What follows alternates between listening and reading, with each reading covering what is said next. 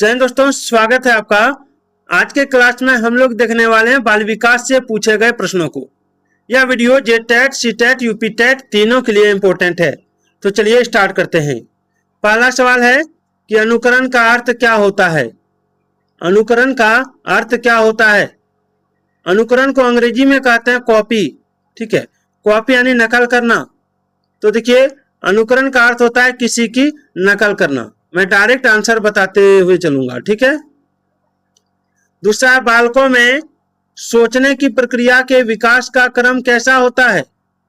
बालकों में सोचने की प्रक्रिया का जो विकास का क्रम है वो कैसा होता है?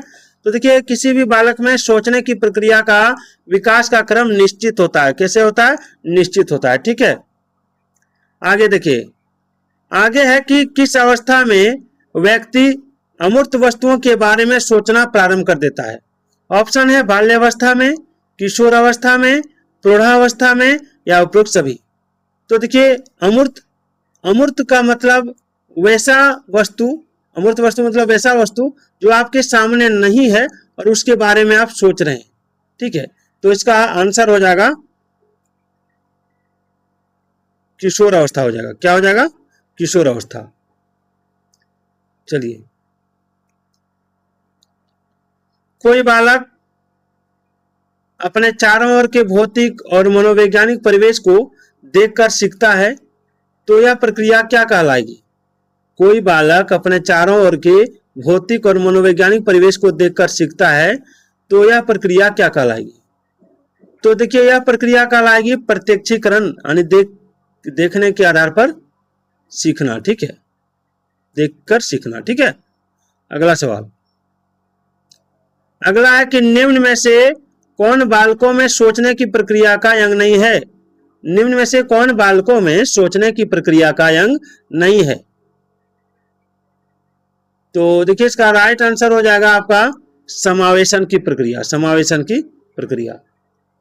आगे, किसी बालक में तर्क के आधार पर सोचने की क्षमता के विकास के लिए आवश्यक तत्व कौन सा है?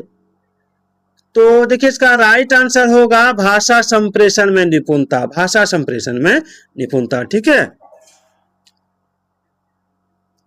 7 नंबर देखिए, तर्क करने की एक ऐसी विधि जो पूर्व धारण से आरंभ होती है क्या कहलाती है? तो देखिए, ऐसी विधि को कहते हैं निगमनात्मक तर्क। निगमनात्मक तर्क यानी ये आपके पास जो पूर्व धारणा है उसी से आरंभ होती है। ठीक है। चलिए, आगमनात्मक तर्कना कहाँ चलती है या कैसे चलती है? आगमनात्मक तर्कना कैसे चलती है? तो देखिए, यह तर्कना चलती है आपका ऑप्शन एक विशिष्ट से सामान्य की ओर। ठीक है। चलिए, प्रकाश कक्षा 2 का विद्यार्थी है। किसका विद्यार्थी है प्रकाश? प्रकाश कक्षा 2 का विद्यार्थी है। वह अपनी सोच की प्रक्रिया को अभिरुचि एवं उत्सुकता के आधार पर बढ़ा रहा है, तो सोच की किस प्रक्रिया की तरफ अग्रसर है? तो देखिए, इसका राइट आंसर होगा रुचि एवं जिज्ञासा की प्रक्रिया की तरफ। ठीक है। चलिए, 10 नंबर देखिए। 10 नंबर है कि बालकों में सोचने की योग्यता सफल जीवन के लिए आवश्यक है। निम्न में से यह मत किसका है? बालकों में सोचने की योग्यता सफल जीवन के लिए आवश्यक है, तो निम्न में से यह मत किसका है? तो देखिए, यह मत है क्रो एवं को का। ठीक है। चलिए, आगे बढ़ते हैं। बच्चे के सोचने की प्रक्रिया में किस आधार पर सोचने को सबसे उच्च माना गया है? तो देखिए, इसका राइट आंसर होगा ऑप्शन 3 तर्क के आधार पर सोचना। चलिए, 12 नंबर देखिए। सीखना अनुभव एवं व्यवहार में परिवर्तन है, यह कथन किस मनोवैज्ञानिक का है? तो देखिए, यह कथन आपका फ्रेंडसन का है। फ्रेंडसन का। ठीक है। चलिए, 13 नंबर देखिए कि सीखना कोई डैश और सीधी होती है। एक मिनट, सीखना कोई डैश और सीधी डैश होती है, बल्कि यह जटिल, बहुआयामी और गतिशील प्रक्रिया है। क्या भराएगा इसमें? तो देखिए, सीखना आसान और सीधी प्रक्रिया नहीं होती है, बल्कि यह जटिल, बहुआयामी और गतिशील प्रक्रिया है। ठीक है। चलिए, 14 नंबर है कि अनुभव द्वारा व्यवहार में रूपांतर लाना ही अधिगम है, यह कथन किससे संबंधित है? तो देखिए यह कथन संबंधित है गेट्स से। किससे? गेट्स से। ठीक है। 15 नंबर देखिए, 15 नंबर में दिया आपका कथन दिया है, कारण दिया है। इस तरह का सवाल परीक्षा में ज्यादा पूछा जाता है। कारण है, कथन है कि सीखना किसी की मध्यस्थता के बिना नहीं हो सकता। कारण क्या है? तो कारण है बच्चे व्यक्तिगत स्तर पर एवं दूसरों से भी विभिन्न तरीके से सीखते हैं। तो देखिए इसका राइट आंसर जो हो जाएगा वो हो जाएगा आपका ऑप्शन 4, कथन ए गलत और कारण आर सही है। ठीक है। सीखना किसी की मध्यस्थता का मतलब होता है कि आप बिना किसी के सीख रहे हैं, तो बिना किसी की सहायता से आप नहीं सीख सकते हैं। ठीक है, इसलिए ये कथन गलत है। लेकिन कारण सही है कि बच्चे व्यक्तिगत स्तर पर एवं दूसरों से भी विभिन्न तरीकों से सीखते हैं। ठीक है। 16 नंबर देखिए कि सीखने से संबंधित तत्परता का नियम किसने दिया है?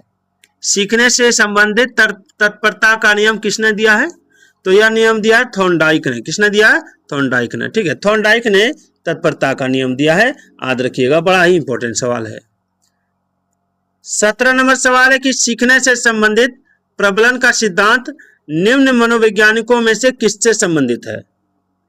तो देखिए इसका राइट आंसर होगा C.L. हल से। C.L. हल से। ठीक है, प्रबलन का सिद्धांत C.L. हल से संबंधित है।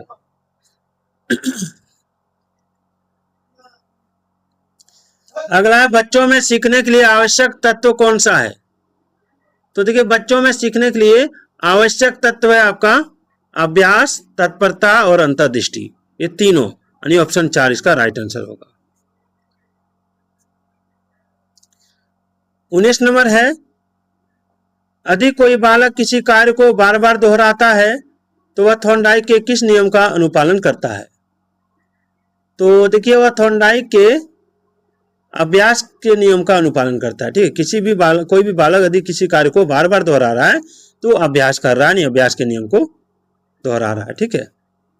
20 नंबर देखिए कि सीखने की प्रक्रिया के महत्वपूर्ण साधन क्या हो सकते हैं? सीखने की प्रक्रिया के महत्वपूर्ण साधन, तो देखिए अर्थ निकालना, अमूर्त सोच की क्षमता विकसित करना, विवेचना का कार्य करना, अन्य उपरोक्त सभी हो जाएगा। ठीक है। 21 नंबर सवाल है कि जब सीखने का अर्थ किसी उद्देश्य या इच्छा को संतुष्ट करना होता है तो इस कथन का संबंध किससे है? तो देखिए इस कथन का संबंध है आपका ऑप्शन 2 वॉशबर्न से। वॉशबर्न से। ठीक है, आगे बढ़िए। देखिए यहाँ कूट भी दिया, थोड़ा छोटा कर देता हूं तब सबको दिखेगा।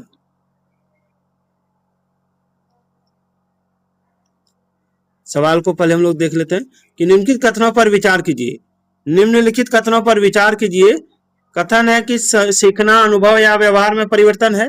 दूसरा, सीखना एक जटिल एवं बहुआयामी पद्धति है।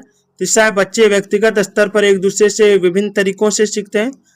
चौथा, तर्क एवं वाद विवाद का सोचने की प्रक्रिया में कोई स्थान नहीं होता है। तो आइए इसका यहाँ कूट में आंसर देखते हैं। ठीक है, यहाँ पे कूट दिया हुआ है। कूट है कि केवल ए और बी, केवल डी या ए बी सी तीनों सही है। तो देखिए यही आंसर हो जाएगा। ठीक है, ऑप्शन डी। अब हम लोग देखेंगे विगत वर्षों में पूछे गए महत्वपूर्ण प्रश्नों को। ठीक है, तो प्रश्न है सीखना समृद्ध हो सकता है यदि, देखिए सीटेट जून 2011 में पूछा गया है। सीखना समृद्ध हो सकता है यदि, तो देखिए सीखना तभी समृद्ध होता है जब वास्तविक दुनिया से उदाहरणों को कक्षा में लाया जाए, जिसमें विद्यार्थी एक दूसरे से अंतःक्रिया करें और शिक्षक उस प्रक्रिया को सुगम बनाए। अब है 24 नंबर कि बच्चों की सीखने की प्रक्रिया में माता पिता डैश भूमिका निभानी चाहिए। बच्चों की सीखने की प्रक्रिया में माता पिता को डैश भूमिका निभानी चाहिए। तो देखिए माता पिता को अग्रोन्मुखी भूमिका निभानी चाहिए। ठीक है, सारे प्रश्न सीटेट में पूछे गए हैं। 25 नंबर सवाल देखिए, थोड़ा छोटा कर देता हूं। 25 नंबर सवाल है कि विवेचनात्मक शिक्षा शास्त्र का यह दृढ़ विश्वास है कि, जो विवेचनात्मक शिक्षा शास्त्र है उसका दृढ़ विश्वास क्या है? तो देखिए इसका दृढ़ विश्वास है कि शिक्षार्थियों के अनुभव और प्रत्यक्षण महत्वपूर्ण होते हैं। ठीक है, चलिए 26 नंबर देखिए, प्राय शिक्षार्थियों की त्रुटियां डैश की ओर संकेत करती है। प्रायः शिक्षार्थियों की त्रुटियां किसकी ओर संकेत करती है? तो शिक्षार्थी जो त्रुटि करते हैं वो संकेत करती है आपका सीखने की अनुपस्थिति की ओर। 27 नंबर देखिए कि वे शिक्षार्थी जो समृद्ध ज्ञान और शैक्षणिक दक्षता की हार्दिक इच्छा प्रदर्शित करते हैं उनके पास होता है, क्या होता है? तो देखिए उनके पास होता है आपका कार्य परिहार अभिविन्यास। ठीक है, जब बच्चा कार्य करते हुए उबने लगता है तो यह इस बात का संकेत है कि जब बच्चा कार्य करके उबने लगता है तो वह किस बात का संकेत है? तो देखिए वह संभवतः कार्य आंतरिक रूप से बार बार हो रहा है। ठीक है, जब बच्चा फेल हो जाता है तो इसका तात्पर्य क्या है? जब बच्चा फेल हो जाता है तो इसका तात्पर्य है कि व्यवस्था फेल हुई है। ठीक है, बच्चों में सीखी गई निस्सहायता का कारण क्या है? बच्चों में सीखी गई निस्सहायता का कारण है इस व्यवहार को अर्जित कर लेना कि वे सफल नहीं हो सकते। आगे 31 नंबर है कि निगमनात्मक तर्कना में शामिल कौन है? तो देखिए निगमनात्मक तर्कना में शामिल है आपका अन्वेषण परक सीखना और स्वतः खोज परक संबंधी पद्धतियां। अब बच्चे कैसे प्राणी होते हैं? तो बच्चे जो हैं, ठीक है, ये जिज्ञासु प्राणी होते हैं जो अपने चारों ओर के जगत को खोजने के लिए अपने ही तर्कों एवं क्षमता का उपयोग करते हैं। 33 नंबर सवाल है कि शिक्षार्थी यह अपेक्षा करना कि वे ज्ञान को उसी रूप में पुनः प्रस्तुत कर देंगे जिस रूप में उन्होंने ग्रहण किया है। तो देखिए ये हो जाएगा आपका समस्यात्मक है, क्योंकि व्यक्ति अनुभवों की व्याख्या करते हैं और ज्ञान को ज्यों का त्यों पुनः उत्पादित नहीं करते। ठीक है, 34 नंबर देखिए बच्चे प्रभावी रूप से सीखते हैं जब बच्चे कब सीखते हैं? बच्चे प्रभावी रूप से कब सीखते हैं? तो जब वे विभिन्न गतिविधियों एवं कार्यों में सक्रिय रूप से भाग लेते हैं। ठीक है, चलिए बच्चों की गलतियां 35 नंबर देखिए। 35 नंबर है कि जो बच्चे हैं, ठीक है, उनकी जो गलतियां हैं, बच्चों की गलतियां अधिगम प्रक्रिया का एक भाग है जो उनके विचारों को एक अंतर्दृष्टि देती है। ठीक है, 36 नंबर सवाल है और ये अंतिम सवाल है कि विद्यार्थियों को स्पष्ट उदाहरण एवं गैर उदाहरण देने के क्या परिणाम है? इसका आंसर आपको कमेंट करना है और वीडियो कैसी लगी जरूर बताइएगा।